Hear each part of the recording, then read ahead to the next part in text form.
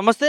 ఇవాళ రాష్ట్రంలో కాంగ్రెస్ ప్రభుత్వం అధికారంలోకి వచ్చి దాదాపు సంవత్సరం కావస్తా ఉంది. ఇవాళ సంవత్సరం పాలన విజయోత్సవాలు చేసుకుంటామని చెప్పి కూడా ఒకవైపు ప్రభుత్వం చేస్తా ఉంటే, ఇంకోవైపు చేయాల్సినటువంటి 6 గ్యారంటీలు కావచ్చు, ఇలా రాష్ట్రంలో భూమి కోల్పోతున్నటువంటి బాధితులు కావచ్చు, ఇలా మూసీ వల్ల బాధపడుతున్నటువంటి పేద ప్రజలు కావచ్చు, ఇవన్నీ ఎక్కడ సమస్యలు అక్కడే పెట్టుకొని ఇలా ప్రజాపాలన, ప్రజా విజయోత్సవాలు అని చెప్పి కూడా మరి ప్రభుత్వం చేసుకుంటా ఉంది. ఇదే అంశం పైన మనతో మాట్లాడడానికి బీఆర్ఎస్ నాయకులు ఉన్నారు. వారితో మాట్లాడే మరిన్ని విషయాలు చర్చిద్దాం.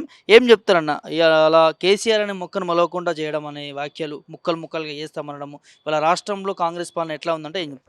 ఒకటే విషయం ఏంటంటే రేవంత్ రెడ్డి అనేటోడు అనుభవం లేని మనిషి. అనుభవం లేని మనం తెచ్చుకున్నాడు మన దురదృష్టం.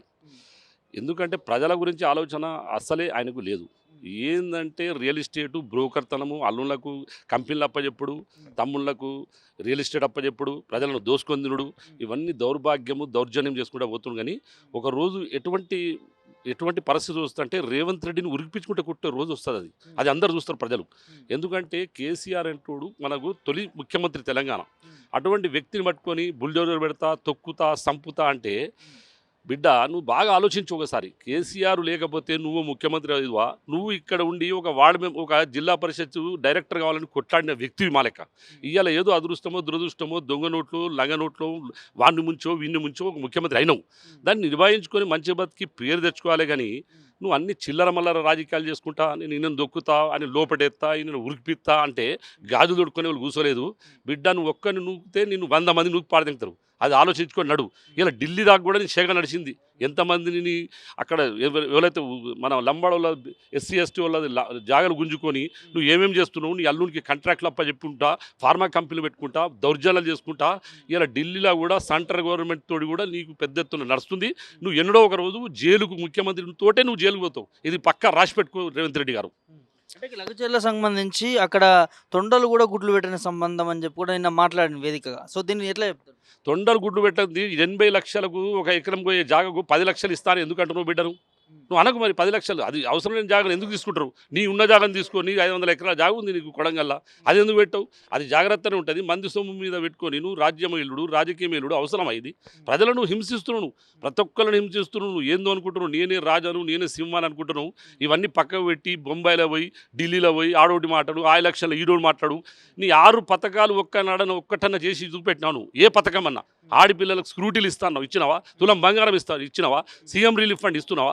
ఎన్ని చెప్పినావు, ఎన్ని వాగ్దానాలు చేసినావు? నీ వాగ్దానాలు ఒక్కటని నెరవేర్చినాను. అది మొదలు ఆలోచించుకొని మాట్లాడు ప్రజలతో. నువ్వు దేశంలో ఎక్కడ లేని ప్రజాపాలన చేస్తూ ఉన్నాము, 500 సిలిండర్ ఇస్తా ఉన్నాము, మహిళలకు ఫ్రీ బస్సు పెట్టినాము, విద్యుత్ ఫ్రీ ఇస్తా ఉన్నాము అని చెప్పి ఇవన్నీ చెప్తా ఉన్నారు కదా. ఇలా మహిళలే ఒకళ్ళు నేను తిడుతుర్రు, మేము తిడతలేం. బీఆర్ఎస్ నాయకులు తిడతలేరు, మా సార్లు తిడతలేరు, మా మంత్రులు ఎమ్మెల్యేలు అంటారు. ప్రజలు సామాన్య ప్రజలు చెప్పుతురు కొడతా అంటారు. వాళ్ళే సిలిండర్ ఎందుకు నాయన, నువ్వు ఆడవాళ్ళు కొట్టాడబెట్టి ఫ్రీ బస్సు పెట్టి మనం నాశనం చేసి అంత దేశాన్ని అగదుగులు చేసినావు, రియల్ ఎస్టేట్ మన్నులు కల్పించినావు. మొత్తం తెలంగాణ అనేది ఈరోజు మొత్తం 20 ఏళ్ళు వెనక తెచ్చినావు. ఒకప్పుడు ఇదే చంద్రబాబు నాయుడు ఏమన్నాడు, 1 ఎకరం జాగ ఉంటే 20 ఎకరాలు జాగ కొనొచ్చు మనం ఆంధ్ర అన్నాడు. ఇవాళ అటువంటి పరిస్థితి కుమ్మళ్ళాటలు పెట్టి కల్ముషాలు పెట్టుకొని మన తెలంగాణ మొత్తం నాశనం చేసేందుకు వచ్చినావు. రేవంత్ను తొందర పోవాలని ఆ దేవుళ్ళు అందరూ మొక్కుతున్నాం, మేము అందరం ప్రతి ఒక్కరు మొక్కుతున్నాం. నువ్వు తొందర పోతావు కూడా. అంటే మీరేమో నాశనం అంటా ఉన్నారు, అక్కడ ముఖ్యమంత్రి ఏమో 10 ఏళ్ళ అభివృద్ధి చేసి చూపిస్తాను, సంవత్సరంలోనే ఇంత అభివృద్ధి చేశామంటే ఇంకా 4 ఏళ్ళలో ఇంకెంత అభివృద్ధి మేము చేస్తామని మాట్లాడతాం. ఒకనాడు కొడంగల్ నువ్వు రాజీనామా చేయి, ముఖ్యమంత్రి కదా నువ్వు రాజీనామా చేయి, నువ్వు నిలబడి ఎమ్మెల్యే గెలువు,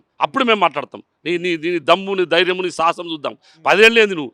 ఇప్పుడు ఎలక్షన్ పెట్టు. ఈ రోజుల కేసీఆర్ గారు 117 స్థానాలతో బంపర్ మెజార్టీతో సీఎం అవుతాడు బిడ్డ. ఇది రాసి పెట్టుకొని ఇది 100% గ్యారంటీ ఇస్తున్నాను నేను నా తరపు నుంచి. ఎందుకు అంటే ఇప్పటికిప్పుడు పెట్టినా కూడా బీఆర్ఎస్ గెలుస్తా అంటా ఉన్నారు, దీని వెనుకే ఉందను? వెనుక ఏం లేదు, నేను చేసిన పథకాలు ఏం చేయలేదు, దొంగ పథకాలే. కాంగ్రెస్నే నమ్మడేవాడు. 50 ఏళ్ల సంది కాంగ్రెస్ నాశనం చేసింది. అటువంటి దాన్ని నువ్వు అన్ని పథకాలు చెప్పి, దొంగ మాటలు చెప్పి, లుచ్చ మాటలు చెప్పి, ప్రజలను వమ్ము చేసి ఇలా ఆడోళ్ళు నీ రోడ్డు మీకు చెప్పుతారు కొడతారు. నువ్వు ఏమున్నా కానీ పోలీసు వ్యవస్థతోటి, నీ బలగంతో, నీ బాడీగార్డ్తో తిప్పుతున్నావు బిడ్డ. నువ్వు ఒక్కని రా సింగల్గా, నువ్వు ఒక 2 మందిని తీసుకోరా, నీ కథ ఏందో తెలుస్తుంది అందరికీ. ఇక్కడ కేసీఆర్ అనే మొక్కను మొలవనీయను అని అనడాన్ని బీఆర్ఎస్ పార్టీ కానీ మీరు ఎట్లా చూస్తారు? ఈయన ఎవడే ఆ మొదలనేవాడు? ఇలా కేసీఆర్ లేకపోతే ఈయనేవాడు?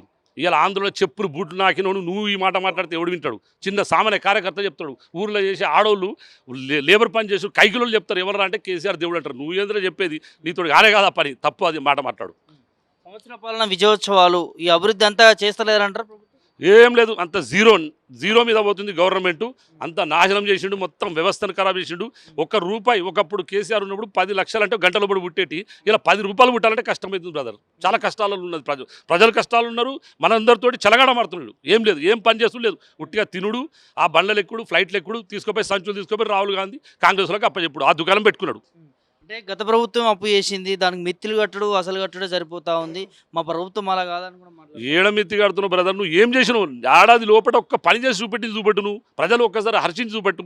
ఇవాళ నువ్వు కూర్చుంటున్నావు నీ ఛాంబర్లా, సెక్రటరీట్లా, అందరు ఏమంటారు ఆ సెక్రటరీట్లా బాత్రూంలో పోయి వండుకోవచ్చు సార్, అసొంటి బాత్రూమ్లు కట్టిన కేసీఆర్ గారు ఎసొంటిదని అందరూ ఎవరు మన దామోదర్ రాజు నరసింహ వాళ్ళందరూ అన్న మాటలు కూడా మేము వింటున్నాం. అదంతా వేస్ట్గా మాట్లాడుతుండు, ఇది చులకరంగా మాట్లాడుతుండే, చాలా చాలా విపరీతంగా ఆయన లాస్ట్ టైంలో ఉరికి పిలిచి కొడతారు ప్రజలైతే, ఇదైతే గ్యారంటీ. కేసీఆర్ అంటేనే ఒక ఉద్యమాన్ని చూస్తాం, తెలంగాణ రాష్ట్రానికి తన ప్రత్యేకత మనం చూసినాం. అలాంటి వ్యక్తిని ముక్కలుగా చేస్తా అనడము, ఆనవాళ్ళు లేకుండా తీసేస్తామనడం, మొక్కనెమ్మలోని అనడం, ఇవంతా దేనికి నిదర్శనం అనుకోవచ్చు, ఏం చెప్తారు? ఒక్క విషయం అండి, ఇవాళ ఈయన ఒక ముఖ్యమంత్రి ఉండి నేను కేసీఆర్ అది చేస్తా, బుల్డోజర్ పెడతా, ముక్కలు ఒక్క కేసీఆర్ ఒక్క మాట అనని, ఏం చూస్తున్నారు అని ఒక్క నిమిషం ఒక్కసారి అనని 24 గంటలు రేవంత్ రెడ్డి ఏమవుతాడు చూడండి మీరే, దాని తర్వాత మాట్లాడండి. పదే ప్రస్తావన చేస్తా ఉన్నాడు, కేసీఆర్ని ఎందుకు కలవరిస్తా ఉన్నాడు? ఆయనకు టార్గెట్ లేదు, ఏం టార్గెట్ లేదు. కేసీఆర్ గారిని తినుకొని పబ్బం కట్టుకునే వాళ్ళు. ఇప్పుడు బీజేపీలో బండి సంజయ్ పొద్దున్న ఎత్తే కేసీఆర్ని తిడుతుండే, ఇలా ఎడువైంది బండి సంజయ్. అందుకే ఏం చేసినామంటే ఆర్ అంటే రేవంత్ రెడ్డి, బి అంటే బండి సంజయ్, ఆర్బీ ఒక కన్స్ట్రక్షన్ కంపెనీ పెట్టుకున్నారు వీళ్ళిద్దరు కలిసి. ఇక వీళ్ళిద్దరు దుకాణం కూడా మొదలైంది, అది వేస్ట్ ముచ్చట. వీళ్ళందరూ ఏమి చేయలేరు కేసీఆర్ను. మళ్ళా తరుణంలో ఎలక్షన్లు వస్తాయి, ఇప్పుడు సర్పంచ్ ఎలక్షన్లు ఉన్నాయి, జిల్లా పరిషత్ ఎలక్షన్లు ఉన్నాయి. ప్రతి ఎలక్షన్లో మనం బంపర్ మెజార్టీ మీద వస్తాం. అసెంబ్లీకి రారా అంటా ఉన్నాడు కదా, దీనికి ఏం చెప్తారు? అసెంబ్లీకి ఉన్నారు కదా మన పులులు, హరీష్ రావు గారు, కేటీఆర్ గారు, ఇద్దరు పులులు చాలు మనకు. ఈయన వచ్చుడేందుకు, ఈయన మాట్లాడేందుకు ఆ పులి రావాలి మా సారు. వీళ్ళిద్దరు చాలు, వీళ్ళిద్దరు అయినాక మేము తర్వాత చూసుకుంటాం. చివరిగా ఏం చెప్తారు? చివరిగా ఏం లేదు, రేవంత్ రెడ్డి ఇప్పటికైనా ప్రజాపాలనలో నువ్వు పని చేయి, ఇవన్నీ చిల్లర మల్లర మాటలు ఇచ్చిపెట్టి జనంలోకి ఏదైతే వాగ్దానాలు చేసినో ఆ వాగ్దానాలు నెరవేర్చి ఒక మంచి సీఎంగా గుర్తింపు తెచ్చుకో. ఎందుకంటే కేసీఆర్ కూడా చెప్పారు, మంచి ఛాన్స్ దొరికింది, చిన్న వయసులో మంచి పేరు తెచ్చుకో, మంచి పనులు చేయని చెప్పాడు. కానీ ఈ చిల్లర మల్లర మాటలు, ఈ సంపుతా, గుడ్లు తిత్తా, ఉరికిపిత్తా, ఇవన్నీ తొండదొరుతా, ఇవన్నీ వేస్ట్ ముచ్చట్లు, చిల్లర మిల్లర మాటలు ఇచ్చిపెట్టి ప్రజాపాలన దిక్కు దృష్టి పెట్టాలని నా యొక్క కోరిక.